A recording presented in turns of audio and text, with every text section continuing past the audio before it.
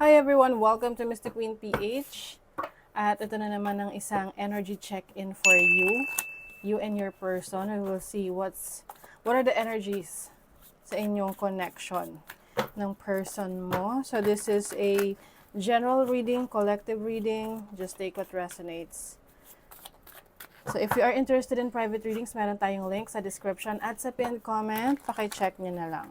Okay, tingnan natin kung ano yung mga zodiac signs na very connected sa energy na to, sa reading na to. Okay, Taurus. Parang lagi nilang involve ang Taurus. Okay, let's see. Taurus, Sun, Moon, Rising, Venus. We have Cancer, Sun, Moon, Rising, Venus, and Capricorn. Sun, Moon, Rising, Venus. Kumuha pa rin tayo ng isa. Virgo. Okay, mga earth signs. Taurus, Virgo, Capricorn, at saka Cancer. Sun, Moon, Rising, Venus. But it can be any sign, okay? As long as makaka-resonate kayo. Let's see, ano yung recent past na energy ng connection na to, ng collective. Kaninong kwento ito? Kaninong situation? Ano yung recent past ng connection na ito? Recent past. Page of Wands. Oh, the Lovers. Okay. Meron ditong mabilis na develop sa isang tao. And then, biglang na-confuse, no? Na-confuse siya kung totoo ba itong nararamdaman niya, no? So, pwedeng ikaw to or the person that you're dealing with. With the Four of Swords, kasi parang may tampo, maaring hindi nabigyan ng attention. Oo. Pwedeng yung biglaan na attraction toward someone. What is the Page of Wands? What is the Page of Wands? The Strength card. Leo energy. So, I'm seeing Leo, tapos Gemini energy. Malakas yung feelings.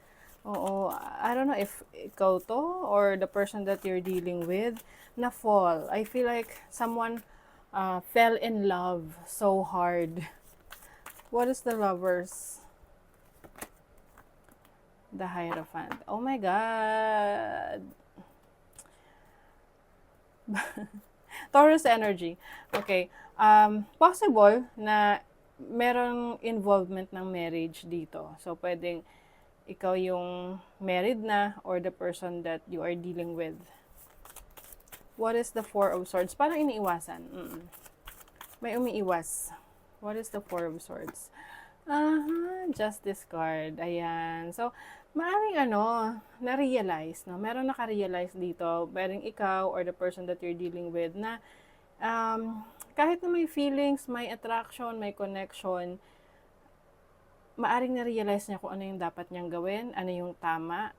So, pwedeng na-in love kayo, na-in love ka, na-in love yung person mo sa'yo, but hindi, kumbaga, hindi sa tamang sitwasyon. Pwede kasing kasal na siya, may asawa siya, or ikaw, kasal ka, may asawa ka. At ngayon, sinusubukan na umiwas. Oo, with the Four of Swords. I feel like, bago pa parang mas lalong lumakas yung relationship, sinusubukan ng tapusin or sinusubukan na iwasan dahil alam nyo pareho, no? O na kung ano yung tama, ano yung best for this connection. Okay? So, we will see. Tinan pa natin. What are the energies? Anong energies nitong connection na to? Energies ng connection na to. Let's see. Ano ang energy ng connection na to? Ayun na. Maari kasing may kumakalat na chismis, may nakakapansin na, ginagawa na kayo ng issue, ng kwento, Mm. Kaya parang, oops, iiwas na. Mm. May mga ganyan, nako-fall talaga sa meron ng pananagutan. That's how complicated relationships and situations can be. Sa trabaho, oh my God. Yung iba sa inyo, maaring katrabaho nyo, yung person na to, na, andun yung feelings, andun yung, may may attraction talaga. Kaya lang, ayun, baka maraming nakapansin sa work na may something. Mature woman. Yes, I think kahit na ganito yung situation nyo ngayon, kumbaga, you are in the hindi pa kayo talaga totally nagko-cross doon sa line. Pwedeng may boundaries pa. You are setting boundaries pa. Naku, meron talagang nagkaka-interest. Okay? So, maaring, there is someone na nagparamdam romantically sa isang person, someone na, maganda yung estado niya sa buhay eh. Oo, pwede ngang boss ito or, kung sino sa inyo yung boss or mas nakakataas ng posisyon sa trabaho. And marami nang nakakapansin. So, ginagawa na kayo ng issue. 'Di ba? Kaya yung isa, umiiwas na. Para hanggat maaga, makaiwas sa gulo. Okay? Let's see yung feelings ng person mo. Ano yung energies, feelings ng person mo? Para masyadong specific yung reading ngayon, So, just take what resonates. Feelings, ano yung feelings ng person ng collective? Feelings towards them. Oh my God, naghihintay. Willing to wait. Parang sa fast food lang. Willing to wait 15 minutes. Oh my God. Yung person mo talagang in love. Siya yung in love. Oo. Like parang nandyan siya. Feeling ko hindi to mawawala. Like hindi to, kumbaga, ano man yung kondisyon na gusto mo, tatanggapin niya. Na-fall na sa'yo yung person mo. And I feel like this person is someone na mahaba ang pasensya, malawak ang pag-iintindi. Oo. Oh my God. Pwedeng itong person mo, Cancer yan. Or pwedeng Sagittarius or water sign, Cancer, Scorpio, Pisces. Oh my God, this person wants to be with you. Gusto niyang, alam mo yung stowaway? Ewan ko kung terminology pa yan. Parang, may words pa nga dyan, may word pa nga yan dati, stokwa. Yung parang, this person wants to get lost with you. Yung, alam mo yung parang tanan na hindi naman tanan.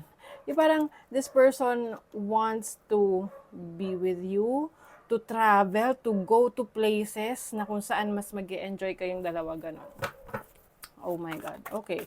Let's see your energy. Ano yung energy ng mga collective ngayon towards their person? What's their energy?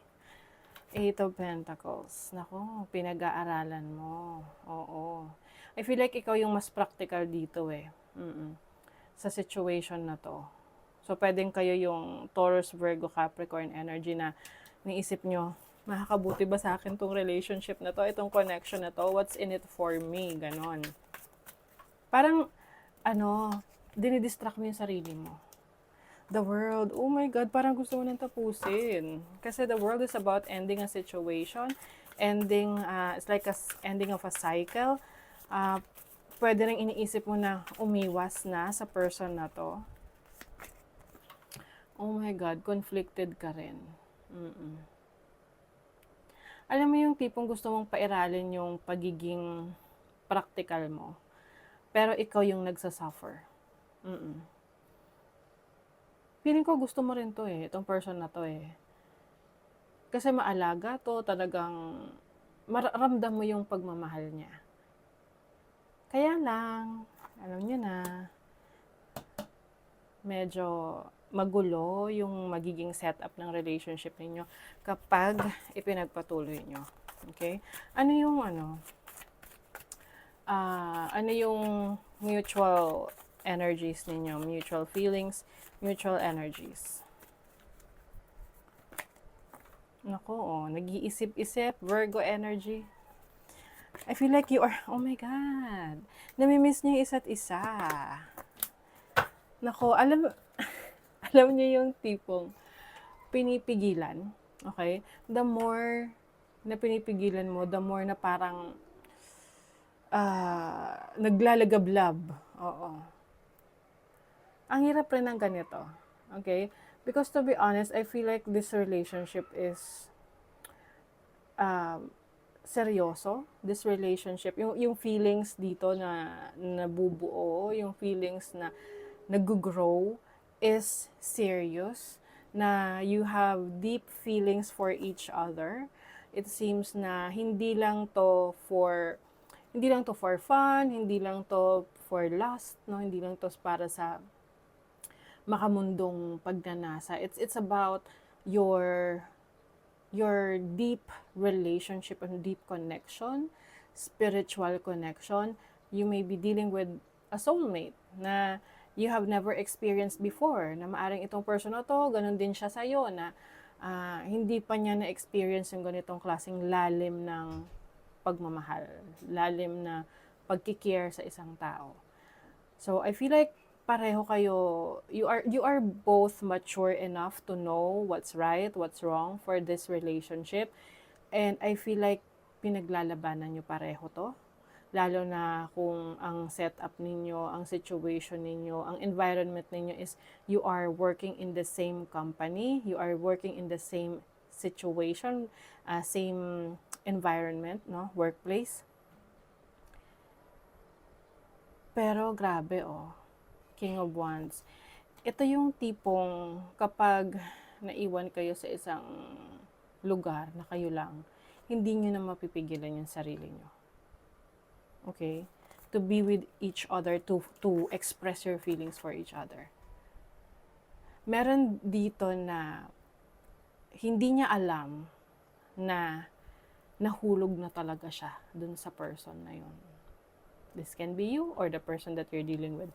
I feel like yung person that you're dealing with, mas malalim yung feelings niya towards you kesa ikaw sa kanya. Kasi kumbaga, ikaw kaya mo pang mag-control, kaya mo pang umiwas, but I feel like this person is willing to make some sacrifices for your relationship. Willing siya na maghintay kung kailan yung chance na yon for you. Oh my God. Nakakaloka. Okay. So, where's this relationship going? So, saan papunta to? May kahihinatnan ba to? May kahihinatnan ba? Eight of Wands. Nako. Okay. I feel like this relationship will continue. Okay? Ito yung tipong kahit anong iwas mo, wala kang magagawa. Ito yung tipong kung talagang gusto nyong iwasan yung isa't isa, you have to make sacrifices to the point na masasaktan nyo yung sarili nyo. Pero, ang nakikita ko rito, magpapatuloy to, itatago nyo hanggat kaya nyo. Kaya lang, 'di ba? Hindi mo pwedeng itago yan ng pagkatagal-tagal. Lalabas at lalabas yan, lalo na you have a very strong connection with this person. I feel like merong gagawa ng paraan I don't know kung paanong paraan to, but the star is about hopes and dreams, and the high priestess is about like manifesting something. So pwedeng pareho nyo i-manifest yung isa't isa while being together. Okay? So, posible rin naman na, case-to-case basis to. Pwedeng yung relationship ninyo sa iba, okay, sa iba, hindi dito sa person na to, is, kumbaga, hindi na siya kasing solid nung dati. Alam mo yun? Pwedeng meron lang blockages, pwedeng kasal pero hindi na magkasama, kasal pero hindi na masaya. But you know, hindi kasi yun, hindi natin pwedeng gawing, ano yan eh, dahilan. But in reality, that really happens. Okay? And hindi gusto ng society yung ganong klaseng situation. So it's all up to you if you are willing to continue with this relationship. But what I'm sure about this is yung genuinity. Genuineness. Yung pagiging totoo ng feelings dito. Like talagang soulmate connection. True love. Mm. Okay? So, yes, that is your reading, collective. So, kung meron kayong mga situation na gusto nyong basahan natin, comment nyo lang dyan. And we will see kung ano ang energies na makikita natin. Okay? So, that is your reading. Thank you so much. Bye!